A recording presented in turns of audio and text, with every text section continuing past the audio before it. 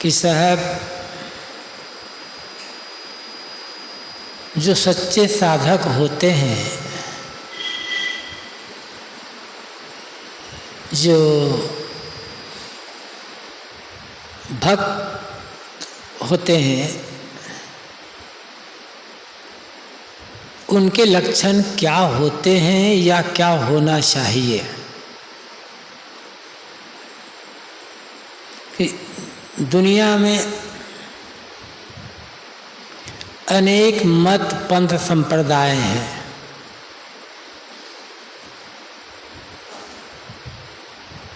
सबकी मान्यताएं अलग अलग है, विश्वास अलग अलग है सबके, पूजा पाठ कर्मकांड के नियम अलग अलग है।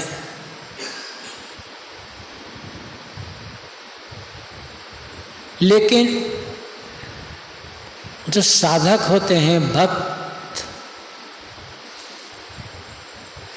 उनके लक्षण क्या होना चाहिए या क्या होते हैं।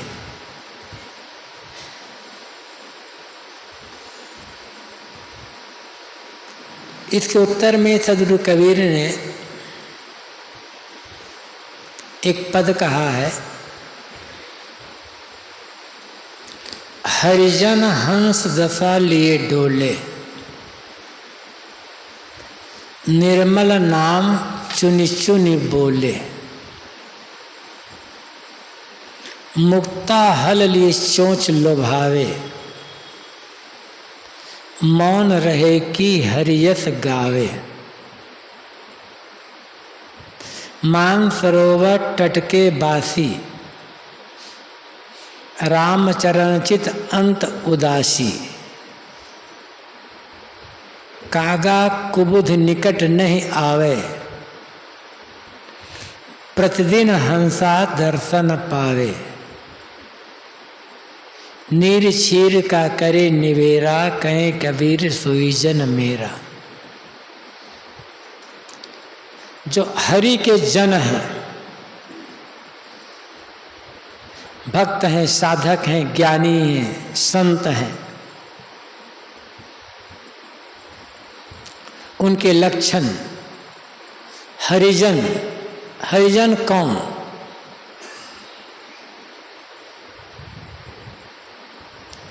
आज हरिजन शब्द कुछ वर्ग वालों के लिए रूढ़ जैसा हो गया है, लेकिन सद्गुरु कबीर ने या कबीर साहब के और पहले के संतों ने जब हरिजन शब्द का प्रयोग किया तो वो किसी जाति विशेष वालों के लिए नहीं रहा। हरि, हरि क्या है? हरि के बहुत सारे अर्थ हैं, लेकिन जिस संदर्भ में सद्गुरु कबीर ने हरि शब्द का प्रयोग किया है, वहाँ हरि का अर्थ है ज्ञान।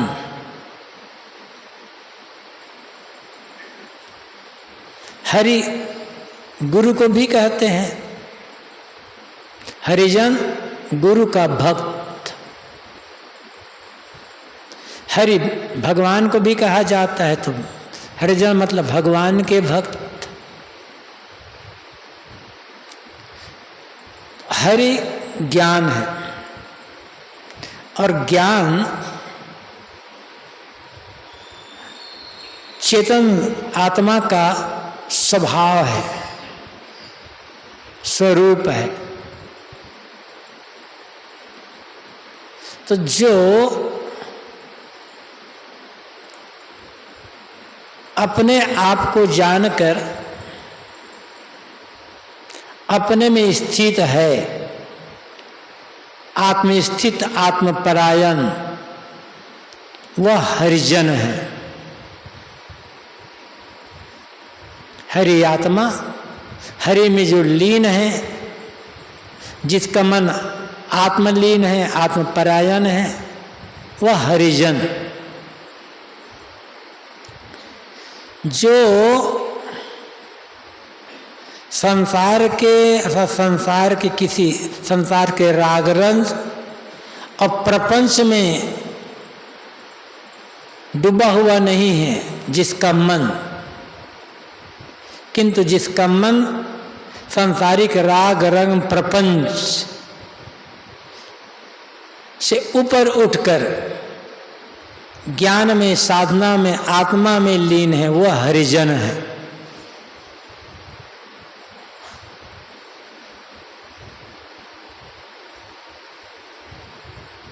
जो ये समझता है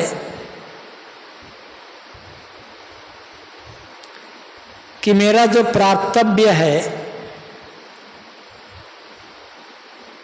जिसे पाने के लिए मैं भक्ति भजन साधना संयम तपस्या का काम कर रहा हूं, वह मुझसे अलग नहीं है। मेरा प्राप्तव्य मेरा अपना आपा है। ऐसा जानकर जो अपने मन को सब तरफ से मोड़कर अंतर्मुख कर लिया, वह हरिजन है।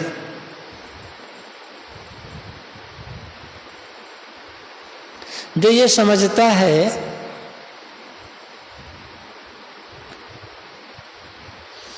कि इस संसार में एक तृण पर भी मेरा अधिकार नहीं है, मैं शुद्ध चेतन आत्मा हूं, असंग हूं, निर्विकार, और संसार क्षणभंगुर परिवर्तनशील है, जड़ तत्वों का पसारा है, तो फिर ये मेरा कैसे हो सकता है? ऐसा समझकर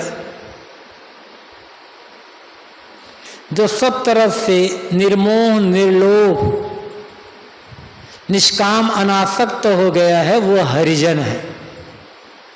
उसको आप भक्त कहें, साधक कहें, ज्ञानी कहें, संत कहें, किसी भी शब्द से उसको आप संबोधित कर सकते हैं। जो सच्चा भक्त होगा वो साधक जरूर होगा, और जो साधक है वो भक्त जरूर होगा,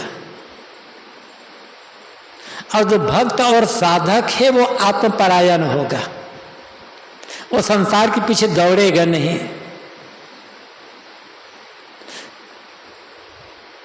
जो सच्चा भक्त और सच्चा साधक है,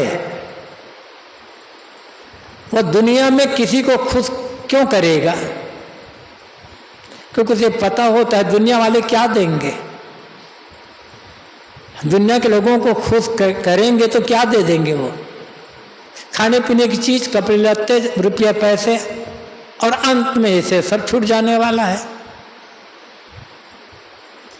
तो जो दुनिया को खुश करने चक्कर में नहीं रहता है, किंतु दुनिया की सेवा करते हुए भी, दुनिया के लोगों से प्रेम पूर्ण सुंदर व्यवहार करते हुए भी, किसी से किसी प्रकार की कोई कामना नहीं रखता, किसी से किसी प्रकार की कोई अपेक्षा नहीं रखता है, निरपेक्ष और निष्काम होता है, वह हरिजन है। दो प्रकार के साधक होते हैं।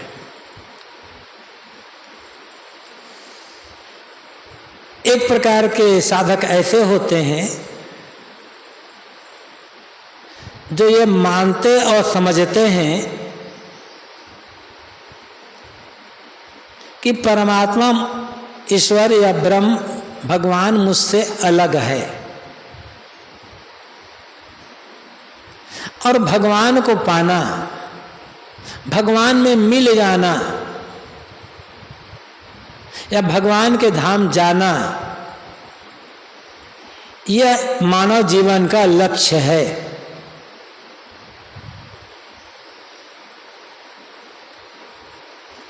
दुनिया में सब कुछ मिला किंतु भगवान नहीं मिला,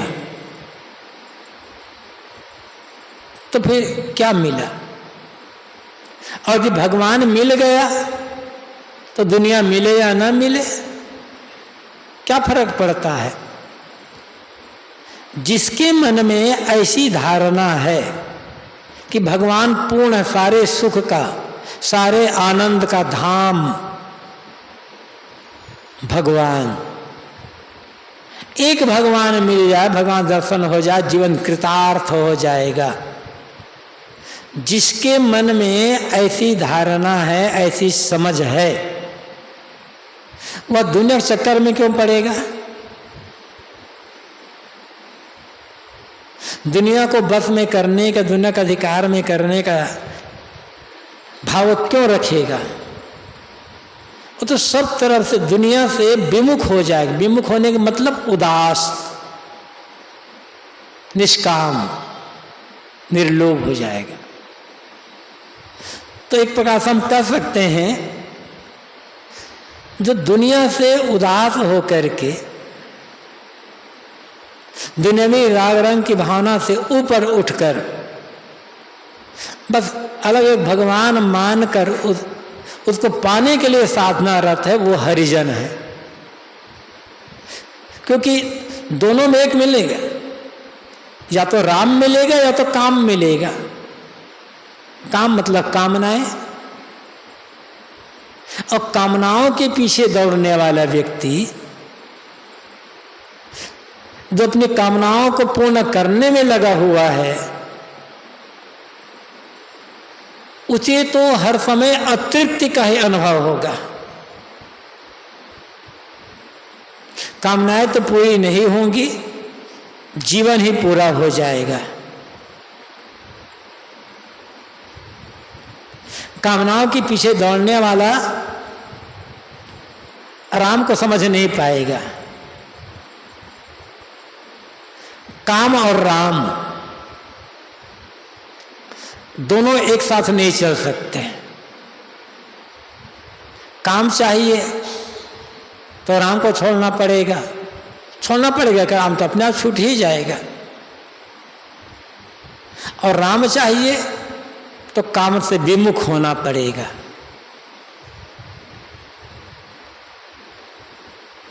ऐसा समझ करके जो काम, सारी कामनाओं का त्याग कर दिया, बस राम को पाने के लिए भक्ति भजन साधना में लगा हुआ है, वह हरिजन है। दूसरे प्रकार के वो साधक होते हैं और हैं जो समझते हैं कि ईश्वर ब्रह्म परमात्मा मुझसे अलग नहीं है, वो तो मेरा अपना आपा ही है, उसे पाना नहीं है, नित्य प्राप्त ही है। बस मन में जो अहंता ममता लगी हुई है, इसका त्याग करना है। अपने को शोध लेता है, निष्काम हो गए, आत्मतृष्ट हो गया, वो हरिजन हो गया, वही हरिजन है। चाहे वो किसी मत का साधक हो। कहा कि बाहरी पूजा पाठ में अंतर हो सकता है, उपासना विधि में अंतर हो सकता है और होता है,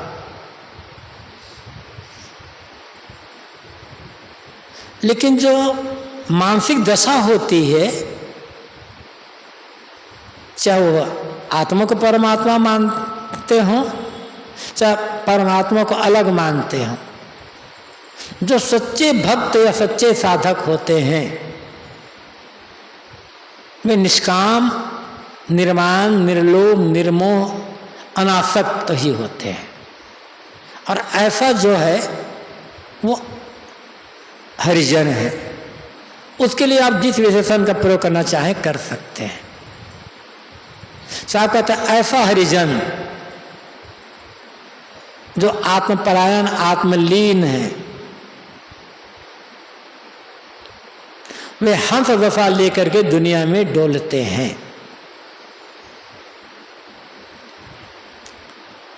सदगुरु कबीर ने अपनी वानियों में हंस शब्द का प्रयोग बहुत बार किया है,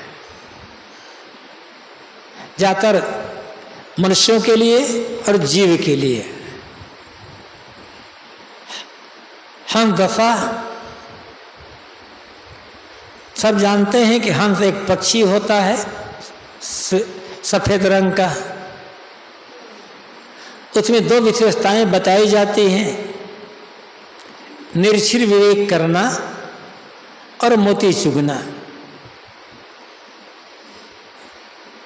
दूध पानी एक में मिले हों तो हंस पानी छोड़ देता है, दूध ले लेता है। इसी प्रकार जो आत्म अनात्म, कर्तव्य अकर्तव्य, सार असार, बंधन मोक्ष को भली भांति जानकर अनात्म, असार, अकर्तव्य, बंधन को छोड़ करके आत्मसार, कर्तव्य और मोक्ष को पकड़ लेता है, वो हंस दशा है। हंस दशा आत्मभाव में मन का लीन रहना। हंस दशा कहीं भी, जैसे हंस मोती चुगता है, वह कंकर के पीछे दौड़ता नहीं है। ऐसे ही जो हरिजन होते हैं, सच्चे साधक,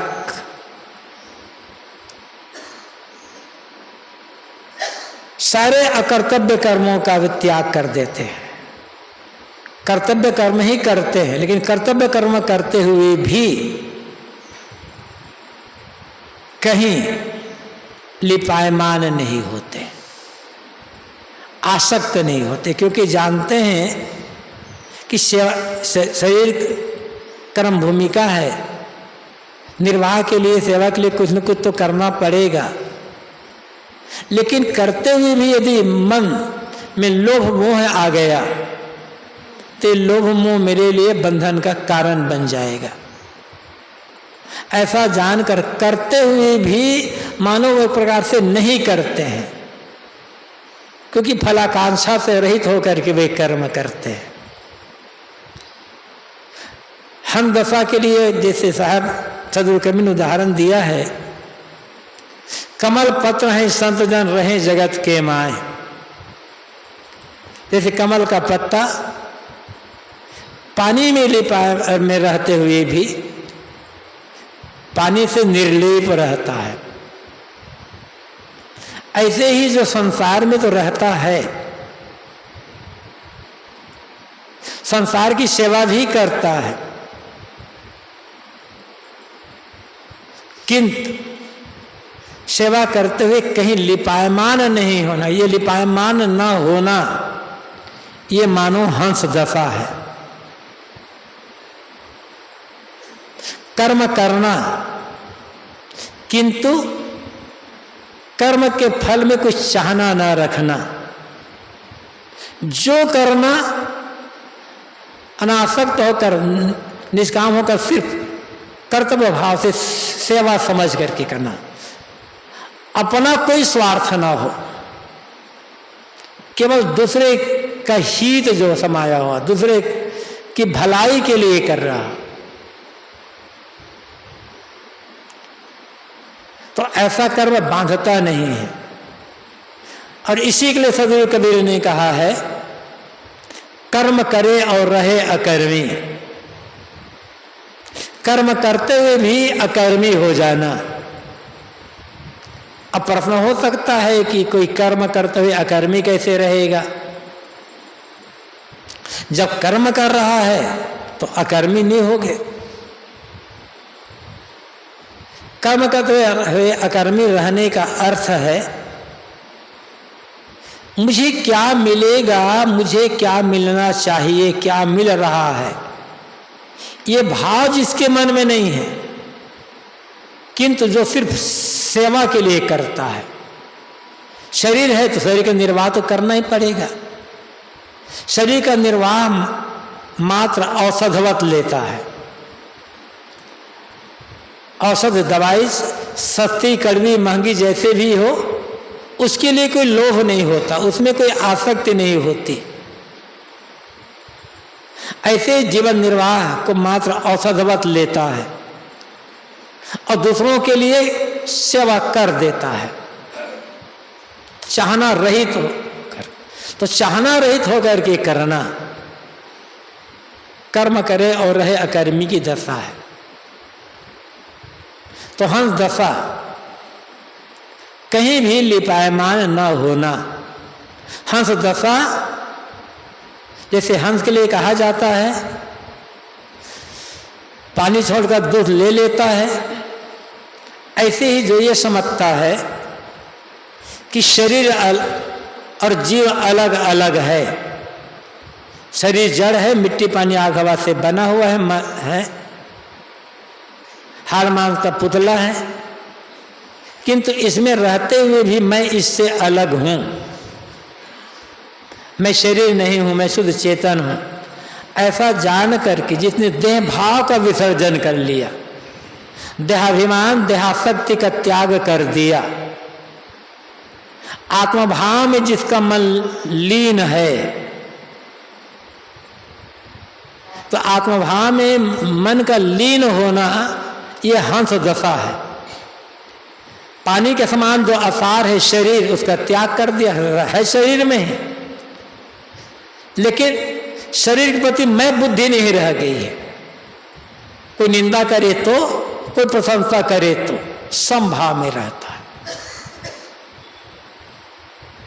क्योंकि समझता है कि निंदा और प्रशंसा शरीर के नाम रूप की होती है, चेतन की वृत्ति की न तो निंदा होती है न प्रशंसा होती है। और मैं शरीर हूं नहीं, मैं तो शुद्ध चेतन हूं। जिसके मन में ये भाव है वह निंदा प्रशंसा से उद्वेगित क्यों होगा?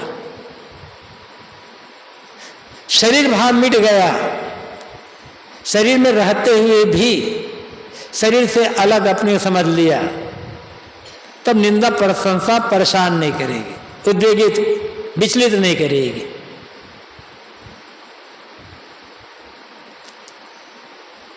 तो शरीर आसार है, छूटे बना है तो बिगड़ेगा, सार तो चेतन है। ऐसा समझ करके देह भाव, शरीर में रहते हुए शरीर भाव का त्याग और आत्म भाव में मन का लीन होना, ये हंस दशा है। और ऐसा पुरुष कहीं बंधते नहीं है। संसार में रहते हुए मानो संसार से अलग रहते हैं। साहब कहते हैं यही भक्त और साधक का लक्षण है। इसी दशा में गुजरना पड़ेगा यदि कल्याण चाहिए तो। चाहे हम इस जीवन में ऐसी रहनी बनाए, चाहे अगले आने वाले जीवन में रहनी बनाए। जब तक निष्कामता निर्मोहता नहीं होगी, निर्लोभता नहीं आएगी, मानो अनासक्ति नहीं आएगी, कोई ज्ञान काम आने वाला नहीं है। पकड़, मन में पकड़ने का भाव ना हो, सारी पकड़ से रहित, ये हंस दशा होना है।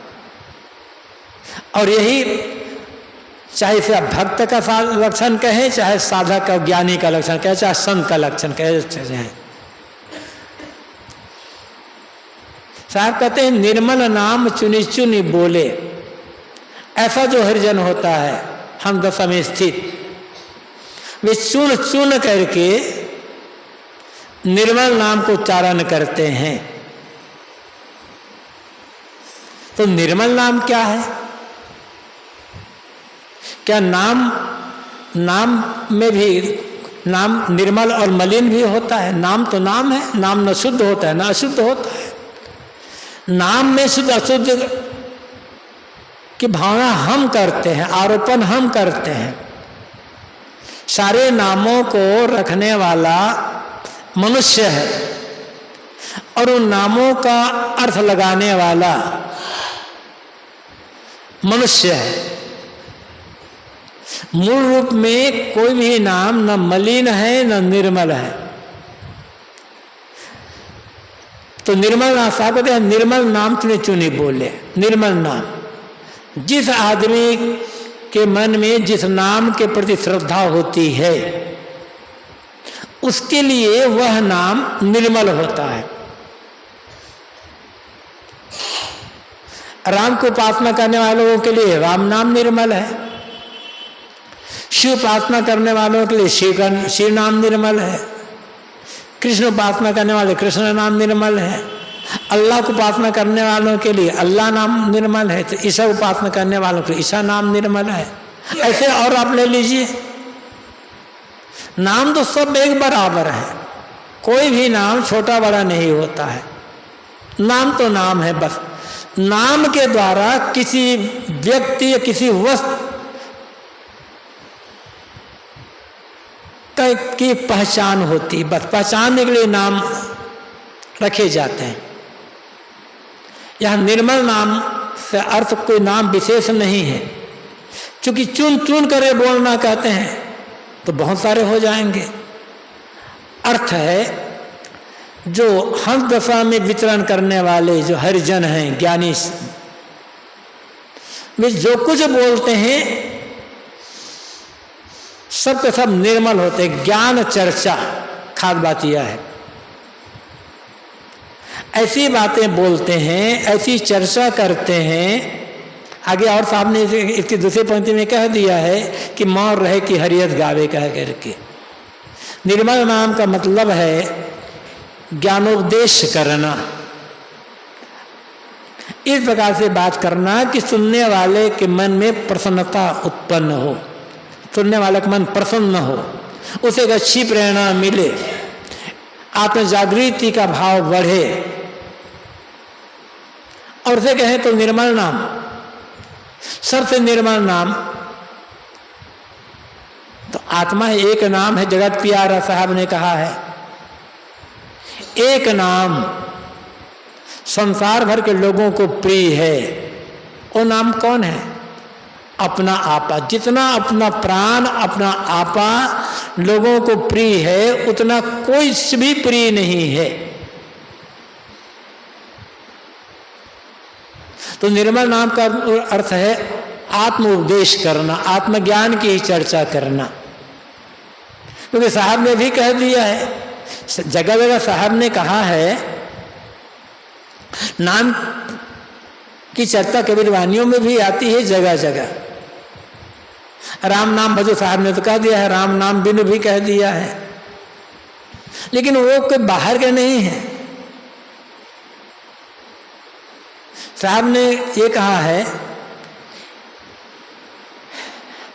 कि एक नाम में निज के गहलों, वो नाम निज का नाम है। और राम नाम निज जान के साहब ने कह दिया है, राम ऐसा नाम निज का है। तो यहाँ निर्मल नाम का अर्थ है आत्मज्ञान की चर्चा करना, चुन चुन करके, जिससे बंधन कटे, मन के विकार घटे, सद्गुण सदाचार के लिए प्रेरणा बढ़े, साधना के लिए, वैराग के लिए, त्याग के लिए लोगों के मन में प्रेरणा हो, आत्म जागृति का भाव आए। ऐसे शब्दों को उच्चारण करना मानो चुन चुन करके निर्मल नाम को उच्चारण करना है।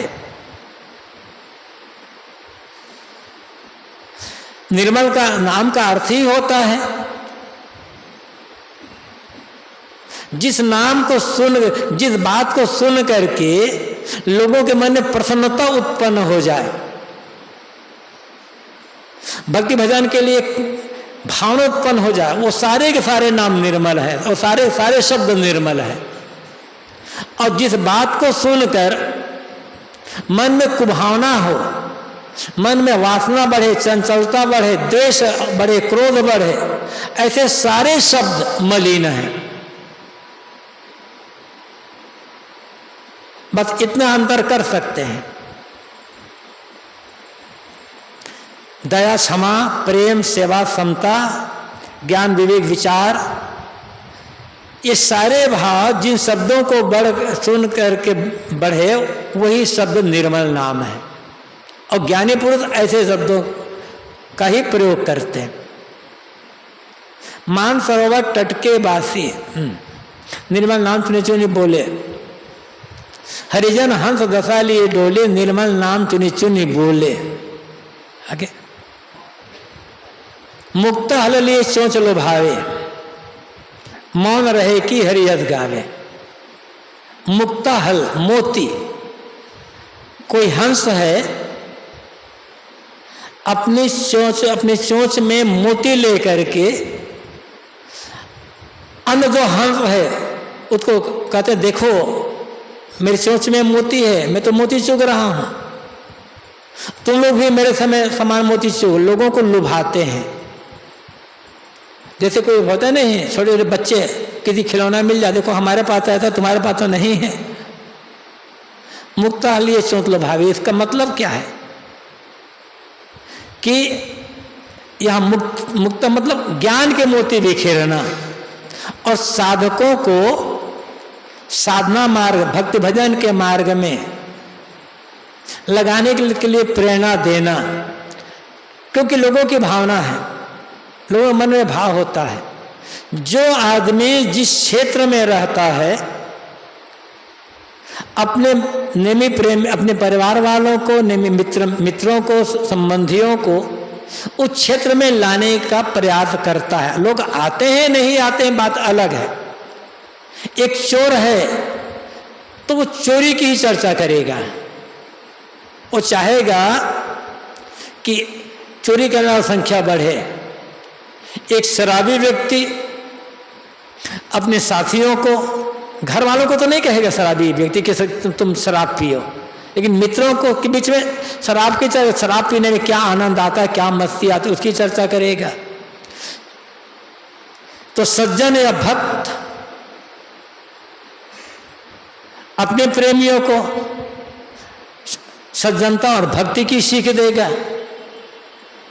जो जही मार्ग में रहे तेह दिस लावन है, निज निज प्रेमी के मिलत तैसी शिक्षा देत। श्री विशाल साहब कहते हैं, जो व्यक्ति जिस मार्ग में रहता है, जिस क्षेत्र में रहता है, अपने अपने प्रेमियों के मिलने पर वैसी शिक्षा देते हैं कि ये भी इसी मार्ग में आ जाए जैसे मैं भक्ति भजन के मार्ग में लग करके सुखी हो गया, मेरे मन की पीड़ा मिट गई,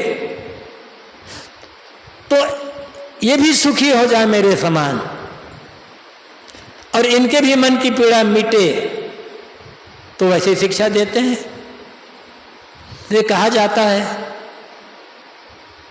तथागत बुद्ध को जब ज्ञान प्राप्त हुआ, बुद्धत्व की प्राप्ति हुई, तब उसके मन में यह भाव आया कि जो ज्ञान मुझे मिला है, इस ज्ञान को मैं अन्य लोगों तक बांटूं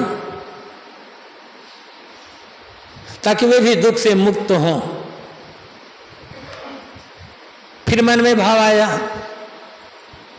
लेकिन ये ज्ञान की बातें सुनने वाले कहाँ हैं दुनिया में? सब तो राग रंग मोह माया में डूबे हुए हैं, बस अपने स्वार्थ के लिए दौड़ रहे हैं। कौन सुनेगा ज्ञान की बातें? इसलिए छोड़ो झंझट। जो ज्ञान मिला है, जो शांति मिली है, उसमें अपने आप को तृप्त रहो, अपना काम करो। फिर दूसरा भाव आया मन में, आखिर मुझे भी तो संसार का सब सुख मिला हुआ था, सारे सुख सुविधा के बीच रहते हुए मुझे संतुष्टि कहाँ थी? मैं तो दुखों से छूटने के लिए तड़प रहा था। तो ऐसे और भी तो हो सकते हैं, और हो सकता है उन्हें रास्ता न मिल रहा हो, इसलिए वो बेचारे जहाँ तहाँ पड़े हैं। रास्ता मिल जाए तो आगे बढ़ सकते हैं। प्रचार किया तो ये स्वभाव है, इस दुनिया में जितने भी संत हैं जो निर्लोभ हैं, निर्मोह हैं, और जो सिर्फ ज्ञान विवेक विचार भक्ति भजन की बात करते हैं। कुछ तो होते हैं कथावाचक, जो पहले से पैसा तय करके जाते हैं कथा करने के लिए कि हम कथा कहेंगे, हमें इतना मेहनताना मिलेगा, तो वो तो कथावाचक हैं। कथावाचकों की बात यहां नहीं है। जो निष्काम संत हैं, जिसके मन में न प्रसिद्धि का लोभ है, न प्रतिष्ठा का लोभ है, न धन दौलत का लोभ है, ऐसे संत आखिर ज्ञान का प्रचार क्यों कर रहे हैं? उन्हें तो आत्मबोध हो चुका है, उनकी साधना पूरी हो गई है, अकेले बैठे रहे वह शांत, तो उनकी मुक्ति गति में कोई अंतर तो होने वाला नहीं है। फिर भी वे घूम घूम करके ठंडी गर्मी सुविधा असुविधा की परवाह छोड़ करके ज्ञान का प्रचार क्यों करते हैं?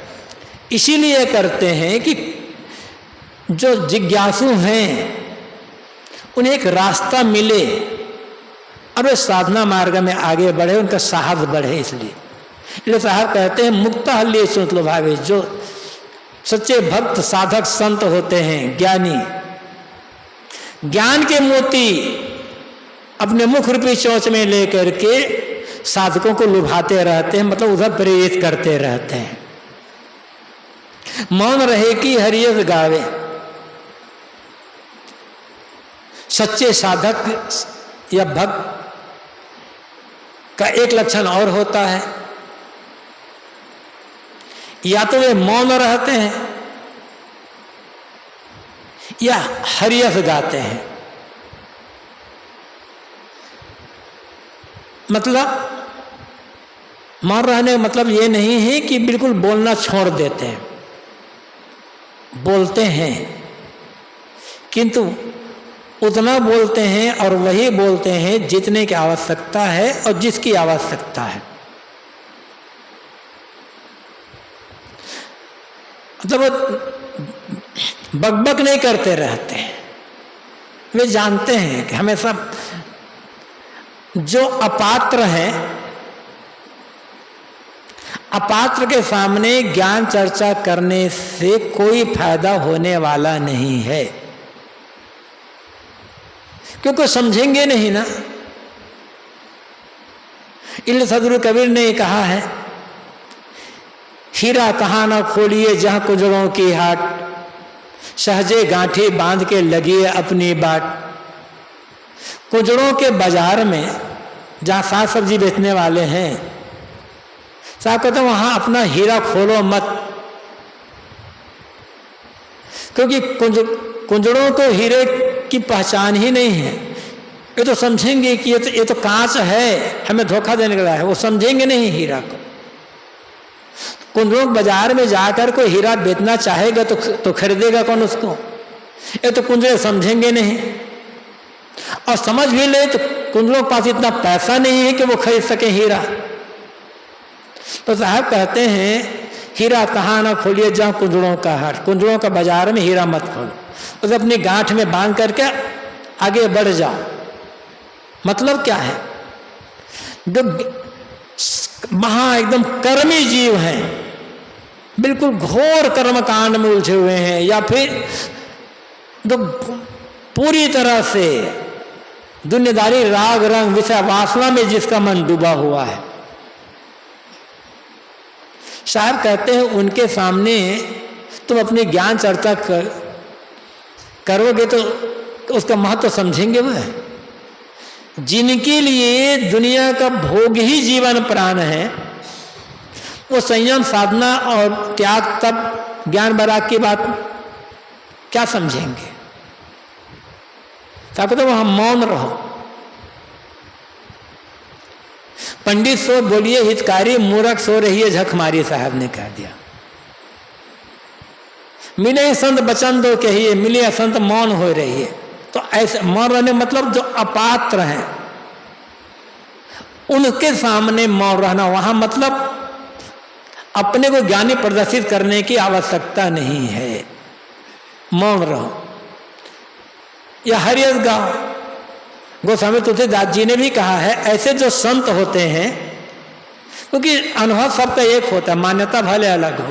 गोस्वामी जी ने भी कहा है कि मुख पर दीन्हे रहे यथा अर्थ भाषण, तुलसी या संसार में सो विचार युद्ध संत। जो विचारवान संत होते हैं वे कैसे होते हैं? कि मुख पर दिन रहे, या तो अपने मुख पर मौन का कपड़ा लगा कर रखते हैं, मौन रहते हैं, पट्टी बांध देते हैं, मतलब मौन रहना। अपात्र सामने, अब पात्र मिल गए तब यथा अर्थ भाषण, यथार्थ ज्ञान की चर्चा करते हैं। यहां सदगुरु कबीर कहते हैं ऐसा जो संत होता है आत्मपरायण, या तो मौन रहते हैं या हरियत गाते हैं, हरि की महिमा गाते हैं। तो हरि की महिमा गाने का अर्थ क्या है? कथा कीर्तन करना, कथा कीर्तन करना नहीं है। हरियत का ये मतलब होता है, क्योंकि आत्मपरायण संत की बात है ना, जो हरि में लीन है, जो सारासार को समझने वाला है, आत्मनात्म के भेद को समझने वाला है, वो ऐसे महिमापूर्ण बातें क्यों कहेंगे? कौन उनका स्वार्थ है महिमा की बात कहने के लिए? महिमा की बात कह करके वे दूसरों को खुद क्यों करना चाहेंगे? तो हरियत का मतलब ज्ञान चर्चा, आत्मचर्चा, वह चर्चा जिससे देह भाव छूट करके आत्मभाव में प्रेम बढ़े, वह चर्चा जिससे सुन करके रागरंग से मन हट करके भक्ति भजन साधना की ओर प्रेम बढ़े, वो सारी की सारी चर्चा हरियत गाना है। और ऐसे संत सदगुरु कबीर कहते हैं वो इसे हरियत गाते, मतलब केवल ज्ञान चर्चा करते हैं, व्यर्थ नहीं बोलते। जो हरियत मतलब सारगर्भित बात कहना, और सारगर्भित बात असार के लिए, झूठ के लिए। जो प्रेम है वो प्रेम टूट करके सार सत्य आत्मा में प्रेम जगे, ऐसा हरियत गाना। साहब कहते हैं ऐसे जो होते हैं संत, उनका ये लक्षण होता है। तो सदगुरु कबीर से किसी ने पूछा होगा, साहब जो सच्चे संत, चाहे भक्त हो, संत हो, साधक हो, ज्ञानी हो, उनके लक्षण क्या होते हैं? उससे साहब कहते हैं वो आत्मलीन होते हैं और देह भाव से छोड़ करके आत्मभाव में उनका मन डूबा होता है, संसार से निर्लेप रहते हैं। जो बोलते हैं यथार्थ बोलते हैं, और जो जिज्ञासु मोक्ष होते हैं उन्हें ज्ञान की तरफ, सन्मार्ग की तरफ, धर्म की तरफ प्रेरणा देने वाले होते हैं। इस पद में आगे 3 पंक्तियां और बाकी हैं, समय रहेगा शाम को चर्चा करेंगे। अभी थोड़ी देर के लिए शांत होकर बैठें, बत्तियां बुझा दें।